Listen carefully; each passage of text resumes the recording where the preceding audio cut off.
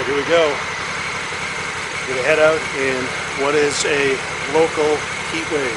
Temperatures 43, 44 degrees Celsius.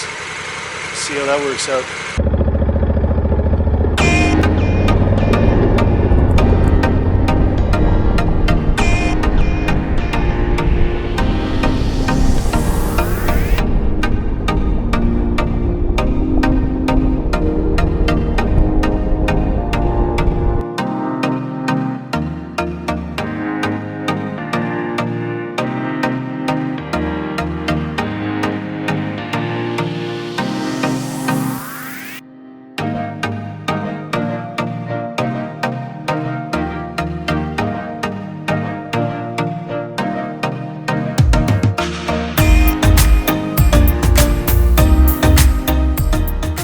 Alright, here we are at the junction of Okanogan Forest Service Road, and we're trying to find where we went wrong on the turnoff for Allendale Lake.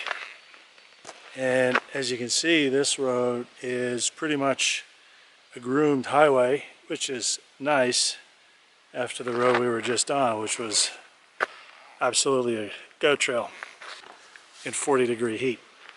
I think the 40-degree heat is probably the big issue. But we're going to turn around. We missed our turn off maybe 5 kilometers up the road here. And we'll get back on our goat trail that'll take us to Allendale Lake.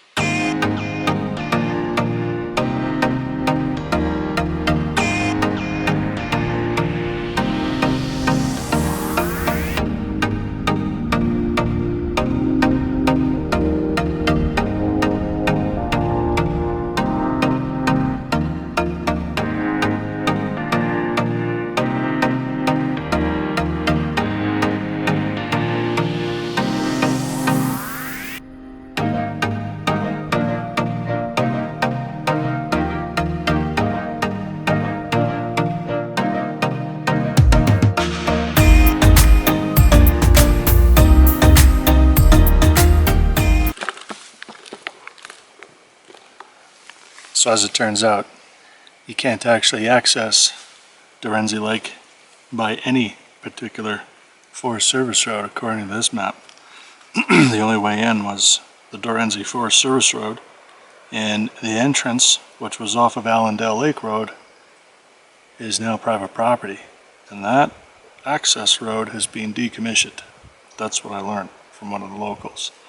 So as far as getting to the actual lake, unless someone's pushed through a new road, you're not going to access it anyway, anyhow.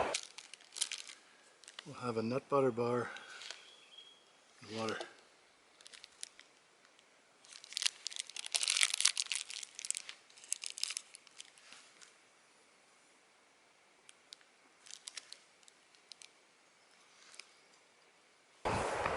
We took a different trip today. Instead of going to Dorenzi, we went to Allendale Lake via the Allendale Lake Forest Service Road, which connects to the Okanogan Falls Service Road.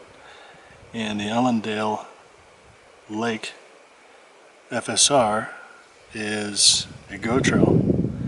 Once you pass the Okanogan Falls landfill, it turns into a beat up, rutted, loose baby head gravel road, but interesting nonetheless, particularly in the heat. Once you get to Okanogan Falls Forest Service Road, that essentially is a highway.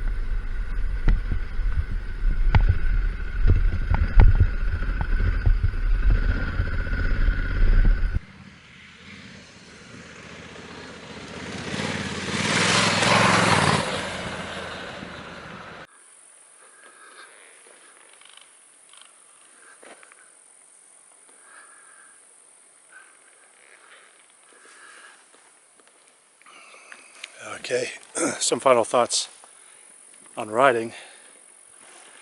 Generally, I can put up with pretty much anything as a rider.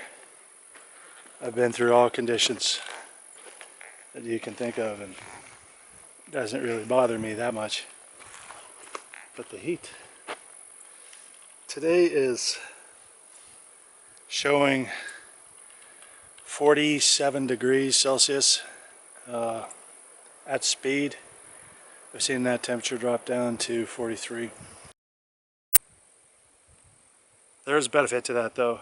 No one else on the roads. Nice riding. You don't have to worry about what's coming at you from around the next corner or eating dust all day long. But it is tough. You got to stay hydrated in this stuff. Northerners from Canada aren't used to this. But in any event, it's always nice to get out on the Africa Twin. DCT. It's a beautiful thing. The way that Honda's programmed that DCT, it's just, it thinks and it knows where it wants to shift, sometimes before you do. And if you don't like what it's doing, you could always flip into manual mode instantaneously, grabbing gears up or down. It's great. I switched to the Outback MotorTech lower crash bars instead of the whole package, which includes the uppers, mainly because I didn't like the cage look, and I think that the lowers will protect the bike if I were to drop it. That's not the case. Well, I'll add the uppers, but right now I just like how the bike looks. That's why I did that. Other than that, standing in the shade, wind's blowing, it's nice. Had a great day. A lot of fun riding up here in the South Okanogan.